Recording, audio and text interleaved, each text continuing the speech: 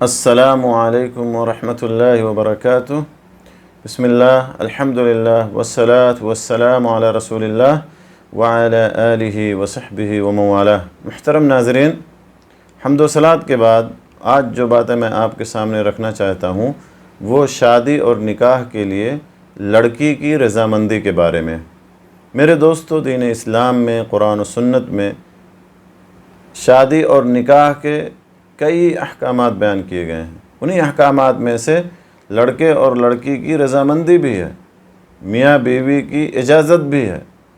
لہذا والدین کے لیے یا کسی ولی کے لیے یہ جائز اور درست نہیں ہے کہ وہ ان کی اجازت کے بغیر یا ان کی مرضی کے بغیر کہیں پر شادی طے کر دیں، کہیں پر رشتہ طے کر دیں۔ ان میں سے ہر ایک کی رضامندی، ہر ایک کی اجازت ضروری ہے۔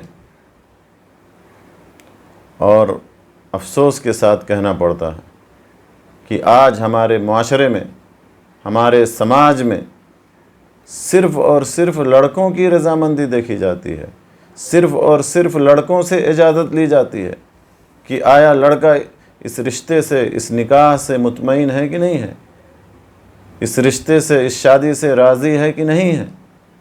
جہاں تک لڑکیوں کی بات ہے تو ان سے پوچھا بھی نہیں جاتا، ان سے مشورہ بھی نہیں کیا جاتا، چہ جائے کہ ان سے اجازت لی جائے۔ اور یہی وجہ ہے کہ سماج کے اندر، معاشرے کے اندر بہت ساری برائیاں پائی جاتی ہیں۔ آج کتنی لڑکیاں ایسی ہیں جو اپنے والدین کو دھوکہ دے کر کے خود ہی اپنا رشتہ تلاش کر لیتی ہیں، اپنا جوڑا تلاش کر لیتی ہیں اور ان کے ساتھ بھاگ جاتی ہیں۔ میرے دوستو، اگر لڑکیوں سے اجازت لی جائے، ان کی رائے معلوم کی جائے، ان سے مشورہ کیا جائے تو بہت سارے مسائل سے بچا جا سکتا ہے۔ باکرہ لڑکیوں کی اجازت ان کی خاموشی ہے، جیسا کہ حدیث میں آیا، جواب نہ دینا ہے۔ اگر انہیں رشتہ پسند نہیں ہے تو وہ کسی نہ کسی طرح سے ضرور بتا دیں گی۔ لہذا ہمیں اپنی لڑکیوں کے تعلق سے، اپنی بچیوں کے تعلق سے زیادہ حساس ہونے کی ضرورت ہے۔ اللہ کے رسول صلی اللہ علیہ وسلم نے ارشاد فرمایا، صحیح بخاری اور صحیح مسلم کے حوالے سے یہ حدیث ہے، حضرت ابو ہریرہ رضی اللہ تعالیٰ عنہ اس حدیث کے راوی ہیں۔ کیا فرمایا؟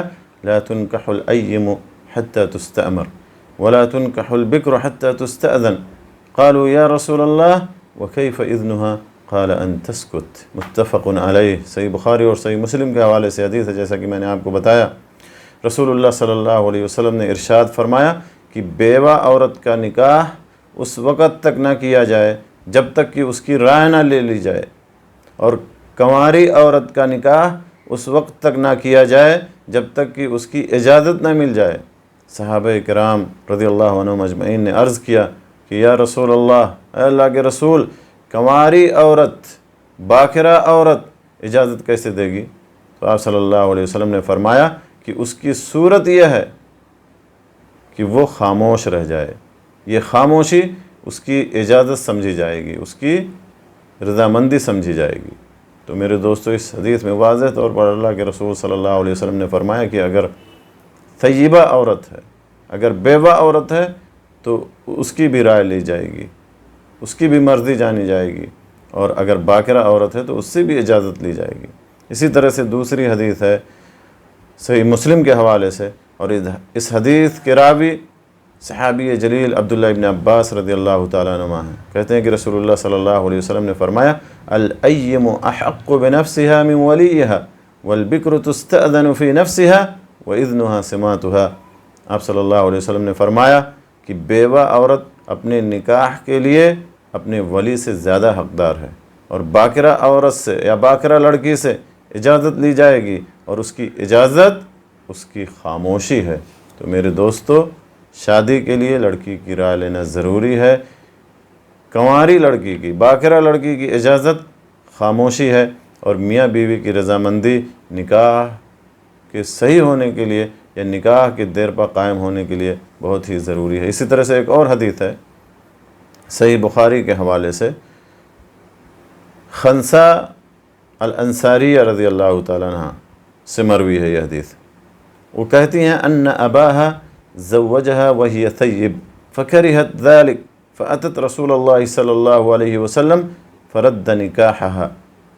خنسہ الانصاریہ رضی اللہ تعالیٰ عنہ کہتی ہیں کہ ان کے والد نے ان کا نکاح کر دیا اور وہ طیبہ تھیں، بیوہ تھیں لیکن انہیں یہ نکاح منظور نہیں تھا، وہ طیبہ تھیں لیکن انہیں یہ نکاح منظور نہیں تھا، اس لیے رسول اللہ صلی اللہ علیہ وسلم کی خدمت میں حاضر ہوئیں تو آپ صلی اللہ علیہ وسلم نے اس نکاح کو رد کر دیا، اس نکاح کو فسخ کر ڈالا۔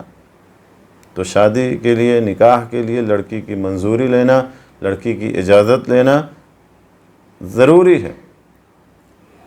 اللہ تعالیٰ سے دعا ہے کہ اللہ تعالیٰ ہمیں اپنے بچیوں کے بارے میں زیادہ حساس رہنے کی توفیق عطا فرمائے اور ان کی بہترین تربیت کرنے کی توفیق بخشے، اور ہمیں شادی بیاہ کے معاملے میں سوجھ بوجھ عطا فرمائے۔ آمین وآخر دعوانا ان الحمد للہ رب العالمین، وصلی اللہ علی نبینا محمد وعلی آلہ وصحبہ اجمعین۔